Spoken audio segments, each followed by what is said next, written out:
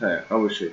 ওই যে আমরা ডাটা মানে ডাটার একটা অ্যারে ক্রিয়েট করলাম, পরে ডাটা অ্যারের ইন্ডেক্স ভ্যারিয়েবলের ইকুয়াল টু যে আমরা যে পাথটা দিলাম দিস নোড ভিউ, তারপর হচ্ছে ওই স্ট্রিং, এরপর হচ্ছে আপনার ওই অ্যারে, তারপর হচ্ছে আপনার ওই ট্রু। বুলিয়ান। ওইখানে অ্যারেটা কি দরকার? বলছি অনেকবার আসবে এটা। হ্যাঁ, এটা ক্লিয়ার হবে, তারপরে আমার নেটবিনস খুললে ওটাকে আমি ক্লিয়ার করে বলে দিচ্ছি, ঠিক আছে? সো আমরা আজকে আলোচনা শুরু করছি 23rd ক্লাসের, তাই না? ব্যাচ 20-তে।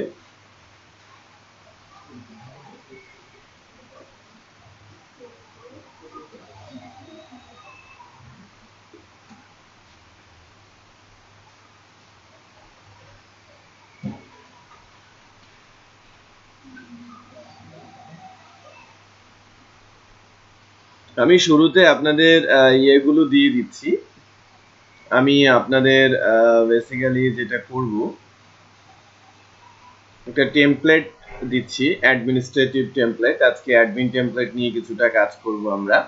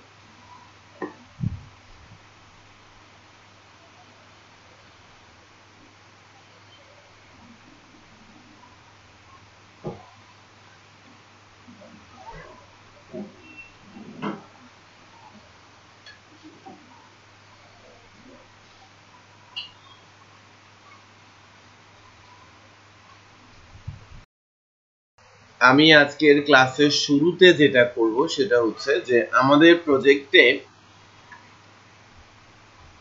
মাত্র 2টা পেজ, তাই কি না? একটা হোম পেজ আর একটা অ্যাকাউন্ট পেজ। তো তারপরেও এই 2টা পেজের মধ্যে আমার এই যে টাইটেলটা দেখতে পাচ্ছেন না, এটা ফিক্সড। আমি যখন অ্যাকাউন্টসে যাচ্ছি আমাদের পরিবর্তনগুলো করতে পারছি, এটা আমরা লাস্ট ডেতে শিখেছি। কন্টেন্ট চেঞ্জ করছি, স্লাইডার বাদ দিয়ে দিয়েছি, টাইটেল ফিক্স, রাইট? আরেকটা ইম্পর্টেন্ট বিষয় হচ্ছে যে মাঝখানে ইউআরএল, মানে ইউআরএল এর মাঝখানে এক্সটেনশন, যেটা বেসিক্যালি অপটিমাইজড ইউআরএল না। সার্চ ইঞ্জিন মনে করবে আমার ইউআরএল টুকু এতটুকুই, আমার ইউআরএলটা কি এতটুকুই, এটাই সেই। যখনই এক্সটেনশন দেখবে সে পড়া বন্ধ করে দেবে। কারণ বিষয়টা বোঝেন যে আমার ইউআরএলটা যদি এরকম হয়, এটা যদি আমার ডোমেন হয়,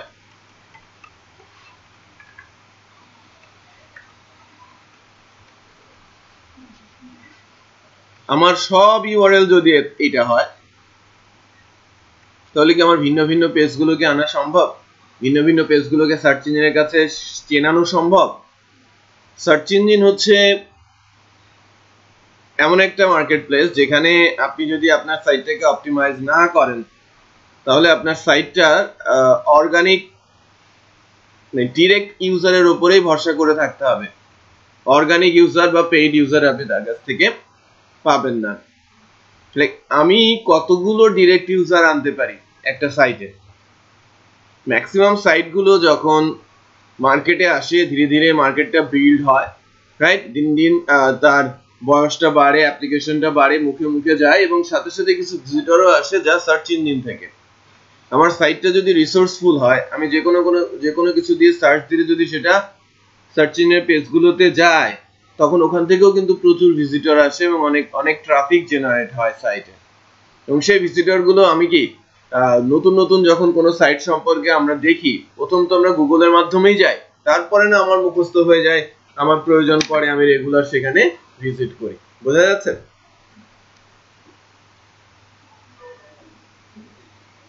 হ্যালো, হ্যাঁ। আচ্ছা, আমি যেখান থেকে শেষ করছিলাম আমি বলছিলাম যে ইউআরএলটা এটা যদি মিনিংফুল না হয় বা এটা যদি অপটিমাইজ না হয় তাহলে আমাদের সাইটটা বা কাস্টমার ওই সাইটটা নিয়ে বেশি দূর আগাতে পারবে না।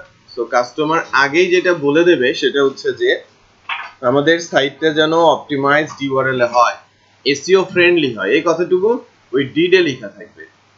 কাজটা আপনাদের যারা ডেভেলপাররা এটা করবে, রাইট? ডেভেলপাররা এটাকে অপটিমাইজ করার জন্য বেশি বেগ পেতে হয় না তাদের। ইউআরএল গুলো অপটিমাইজ করতে হলে কিছু কাজ ফ্রেমওয়ার্ক হলে এই কাজগুলো অনেক ইজি হয়ে যায়, আর ফ্রেমওয়ার্ক ছাড়া এই কাজগুলো একটু ডিফিকাল্ট হয়।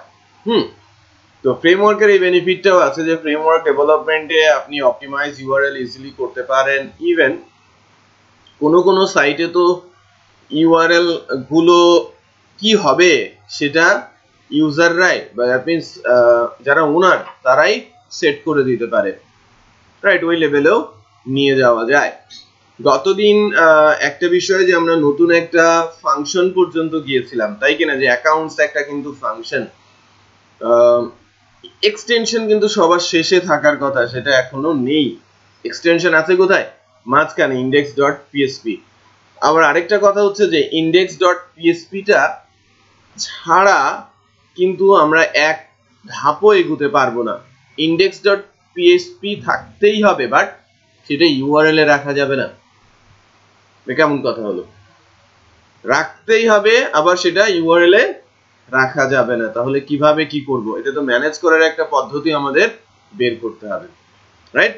সব প্রবলেমেরই সলিউশন আছে। মড রিরাইট এক্সটেনশন আছে পিএসপি এর একটা, পিএসপি এর একটা এক্সটেনশন আছে মড রিরাইট, রাইট?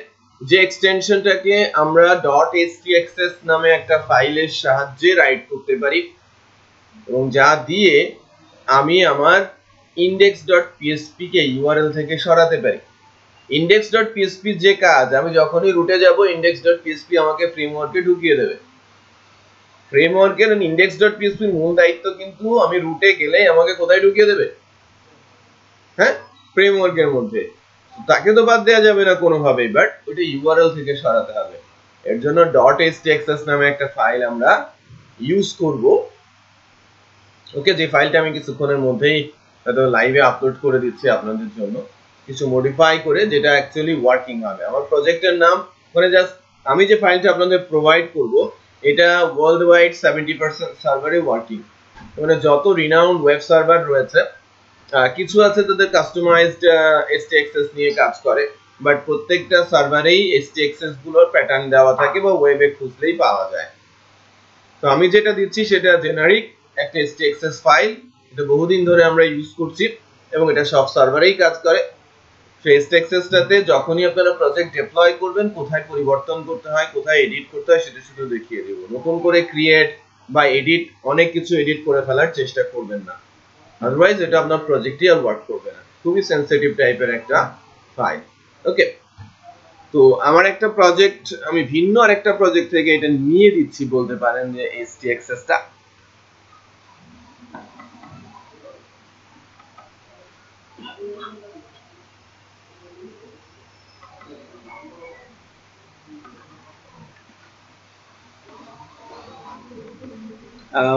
আমাদের প্রজেক্টের মধ্যে ব্যাচ 20 তে আমি .htaccessটা রেখেছি। একটু চেক করি যে .htaccessটা কি হিসেবে বা ফাইলটা কেমন দেখতে। এক্সটেনশন একটু খেয়াল করেন, ফাইলের কিন্তু কোনো নাম নেই, শুধু কি আছে? এক্সটেনশন আছে .htaccess। খুবই ছোট্ট কিছু কোড আছে, বাট প্রত্যেকটা কোড অত্যন্ত গুরুত্বপূর্ণ এবং এখান থেকে কোনো কিছু পরিবর্ধন কোনো কিছুই করা যাবে না। শুধু করা যাবে কি, প্রজেক্টের নামটা আপনি চেঞ্জ করবেন, আপনার যা প্রজেক্ট নেম সেটা এখানে বসাবেন। আমাদের যে প্রজেক্টের নামটা সেটা কি ই-কমার্স ব্যাচ 20। তো এই নামটাই আমরা আমাদের htaccess ফাইলের এই যে জায়গাটা আমি মার্ক করে রেখেছি রিরাইট পেজ, সেখানে দিয়ে দিব। That's it, right? এর কাজ কি? ইউআরএল এ যদি আমরা ইনডেক্স দেই ডেফিনেটলি কাজ করবে, না দিলেও কাজ করবে। না দিলে কি হবে? ইউআরএল এ যখন পাবে না তখন htaccess আসবে, htaccess বলবে যে তুমি কাকে রিরাইট করছো, index.php কে। ক্লিয়ার? আর এটা করতে সাহায্য করছে mod rewrite নামে পিএসপি এর একটা এক্সটেনশন, রাইট? এটা সকল লাইভ সার্ভারেই খোলা থাকে, জ্যাম্প এর মধ্যে এটা বাই ডিফল্ট খোলা থাকে, বাট ওয়াম্পে এটা খুলে নিতে হয়। ওয়াম্প সার্ভারে এটা খোলা থাকে না। দ্যাটস ওয়াই এই ওয়াম্প সার্ভারে প্রাথমিকভাবে অনেকে এটা প্রবলেম ফেস করে। আমি একটু কনফিগে যাচ্ছি, অ্যাপাচির কনফিগ। এই যে অ্যাপাচির httpd.conf নামে একটা ফাইল আছে, এটা হচ্ছে অ্যাপাচির কনফিগ ফাইল। এই ফাইলটা ওপেনের পর আপনি একটু সার্চ দেবেন mod_re রিরাইট। যদি আমরা যাই একটু খেয়াল করেন, রিফ্লেক্টরকে সিলেক্ট করেছে, রিকোয়েস্টকে একটু খেয়াল করেন, এটা একটু বড় করি বেটার সবার জন্য। দেখেন রিফ্লেক্টর, রিমোট আইপি বা রিকোয়েস্ট সবার সামনে কি আছে বোঝা যাচ্ছে না, না?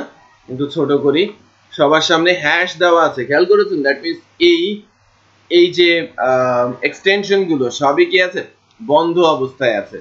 বাট mod rewrite এর সামনে কিন্তু হ্যাশ সাইন নেই, দ্যাট মিন্স এটা ওপেন অবস্থায় আছে, রানিং অবস্থায় আছে।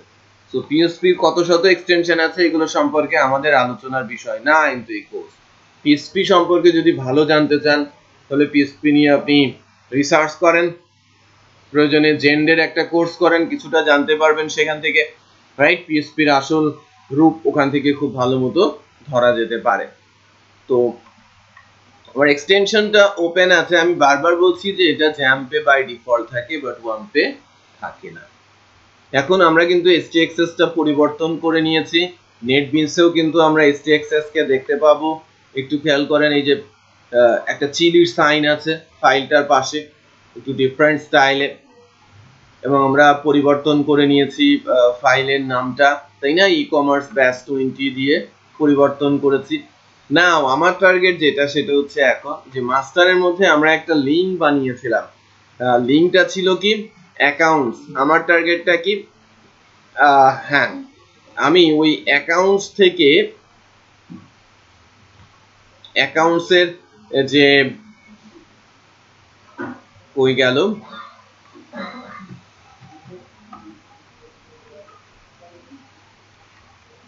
এই যে অ্যাকাউন্টসের এই যে মাঝখানে যে index.php আছে না, এটাকে আমি এখন রিমুভ করে দিব। দেখেছেন, আমি index.php কে রিমুভ করে দিলাম, বেস ইউআরএল, তারপর controller name, then function name. Let's check. এর আগে যদি STXS না থাকতো তাহলে কিন্তু সার্ভার নট ফাউন্ড চলে আসতো। index.php কে যদি আমরা বাদ দিয়ে দিতাম, এখন index.php কে বাদ দিয়ে দিলেও কি করছে, এটা কাজ করছে। একটু খেয়াল করেছেন, যেমন মাঝে ইউআরএল এর মাঝে কিন্তু index.php নেই, বাট ইটস ওয়ার্ক। বোঝা যাচ্ছে?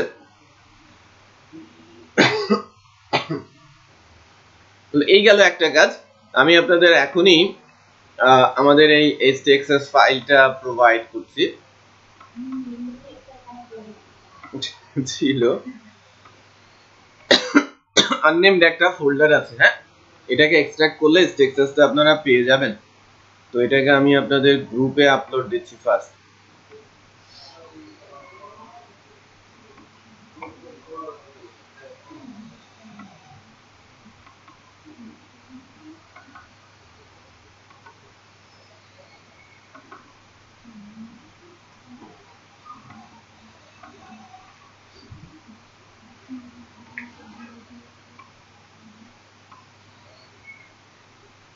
ফাইলটা আপলোড হয়েছে, এটা ডাউনলোড করে আমি যতটুকু করেছি অতটুকু সেরে ফেলেন।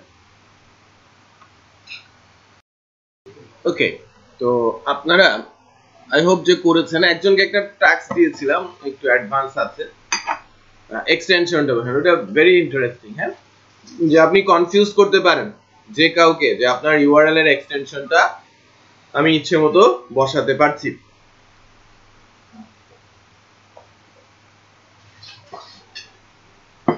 এটা বেসিক্যালি ফ্রেমওয়ার্কের জন্য একেবারেই জটিল বিষয় না। হ্যাঁ, আবারও রিপিট করছি, এটা ফ্রেমওয়ার্কের জন্য একেবারেই জটিল বিষয় না যে আমি এটাকে ম্যানেজ করতে পারবো না।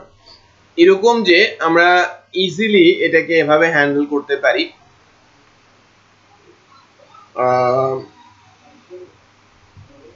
দেখেন কিভাবে আমি করছি। এটা হ্যান্ডেল করার জন্য শুরুতে যেটা করতে হবে যে আমি যদি ডিফারেন্ট কোনো এক্সটেনশন বা আমি যদি ইউআরএল এর শেষে কোনো এক্সটেনশন চাই, সেই ক্ষেত্রে আমাকে ইউজ করতে হবে ইউআরএল সাফিক্স। এই জায়গাটা এখানে যা বসাবেন ফাংশনের পরে তাই দেয়া যাবে। একটু করেন। হ্যালো, অফিসে আমি দিচ্ছি। হ্যাঁ, আমার টার্গেটটা কি একটু বলেন তো? এক্সটেনশন বসিয়ে দেওয়া। এখানে ক্লু বলে দিয়েছে যে সাফিক্স বসাতে হবে কোথায়, এখানে, বাট পারেন নাই, ভেরি স্যাড। দেখেন ডট জাভা, এখানে আমি এক্সটেনশন বসালাম এবং এটা আমাকে ইউজ করতে হবে কোথায় গিয়ে, যেখানে আমি শো করতে যাচ্ছি, এখানে সরাসরি লিখে দিতে হবে। আচ্ছা, লেটস চেক। তো হোমে তো কোনো এক্সটেনশন থাকে না, তাই না? এবার আছে না, শো করছে, রাইট? আপনার নাম দিলেও কি শো করবে। বোঝা যাচ্ছে? বাট আপনি যখন যে এক্সটেনশন, হ্যাঁ দেখেন আমি ইউআরএল এর শেষে কোনো এক্সটেনশন ইউজ করতে চাচ্ছি, এটা আমি এক এক ইউআরএল এক এক রকম এক্সটেনশন ইউজ করতে পারবো না, যে কোনো একটা আমাকে চুজ করতে হবে। হয় HTML, যেটা বেস্ট এক্সটেনশন, রাইট? যে কোনো সাইট, ওয়েব বেস সাইটের বেস্ট এক্সটেনশন কি .html, এটা এসইওর জন্য সবচেয়ে ভালো। বাট আপনি যেহেতু যদি মনে করেন যে না আমি জাভা হিসেবে আমি এটাকে এক্সপোজ করবো, আমার অ্যাপ্লিকেশনটা জাভা দিয়ে তৈরি করা, সো ডট জাভা, যদি .NET হয় .ASPX, রাইট? .ASPX, ঠিক আছে? আপনি যদি .js এ যেতে চান, রাইট? .NET এ যেতে চান, আপনি ইচ্ছে মতো এক্সটেনশন আপনি শো করতে যাচ্ছেন, .bz এ যেতে চান, ইউআরএল এর শেষে আপনি বসাতে যাচ্ছেন, ওইটাকেই আপনাকে দিতে হবে, যা আপনি বসাতে চাচ্ছেন তাকেই নিতে হবে কোথায়, কনফিগ এর লাইন নাম্বার 67 এ ইউআরএল সাফিক্স হিসেবে সেটা বসিয়ে নিতে হবে ফার্স্ট।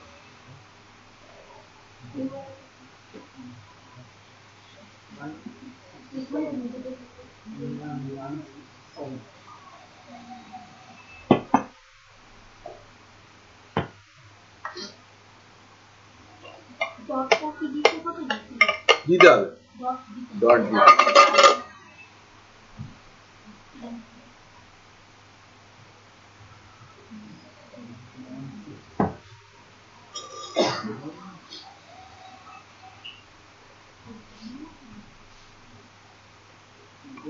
এখানে আপনি যা দিতে যাচ্ছেন এক্সটেনশন ডট সহ বসাতে হবে, হ্যাঁ, এবং এটাকেই আপনি যেখান থেকে ইউজ করবেন সেখানে গিয়ে ইউজ করতে পারতে হবে। এখানে আমি ইউজ করেছি কি দেখেন, অ্যাকাউন্টের পর ডট জাভা লিখেছি। আপনি যে ইউআরএল তৈরি করেন না কেন সেখানে ওই ডট জাভাটাই ইউজ করতে হবে, যেখানে যেখানে আপনি ইউআরএল বানাবেন সেখানে সেখানে এটাকে ইউজ করবেন।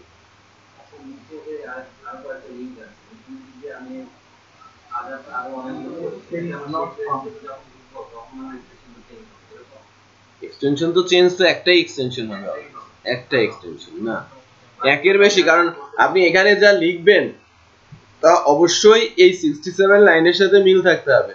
তো এখানে তো একাধিক দেওয়ার কোনো স্কোপ নেই, এখানে একটি স্কোপ, তো আপনাকে ইউজ করতে হবে ওভারঅল একটাই।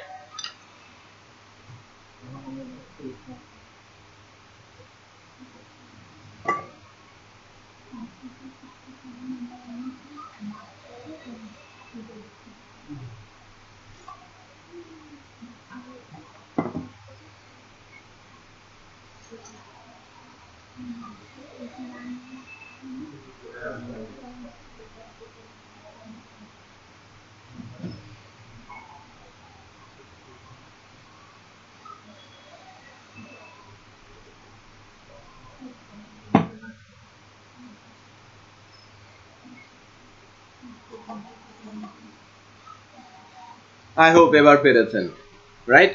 ওকে, আপনাদের দিয়ে কিছু কিছু কাজ করানোর চেষ্টা করছি যাতে আপনারা একটু জড়তা কাটিয়ে ওঠেন। যেমন আমি একটা টেমপ্লেট দিয়েছি আপনাদের, আমি একটু দেখাই কোন টেমপ্লেটটা দিয়েছি।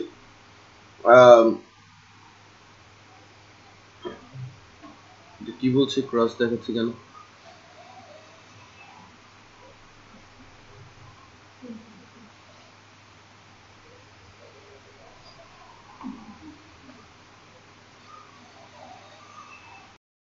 যদি আমরা টেমপ্লেটটাকে দেখি, আমি বুটস্ট্র্যাপের একটা মেট্রো ড্যাশবোর্ড টেমপ্লেট দিয়েছি। বুটস্ট্র্যাপেরই টেমপ্লেট, বাট এটা খুবই ইজি টাইপের বলতে পারেন, যে সবই আছে এই টেমপ্লেটটার মধ্যে। একটা সিম্পল লগইন পেজ এখানে আছে,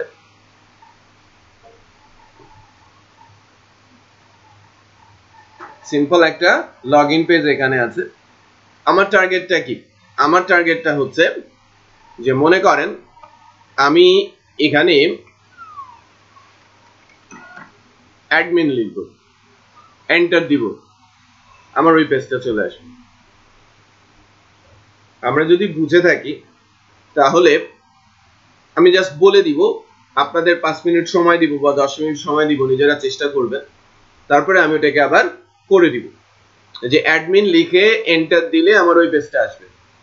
যেটা খেয়াল করেন, আমি অ্যাডমিন লিখছি, অ্যাডমিন কি ইউআরএল এর পরে, মানে বেস ইউআরএল এর পরে যদি অ্যাডমিন লিখা হয়, অ্যাডমিনটা কি?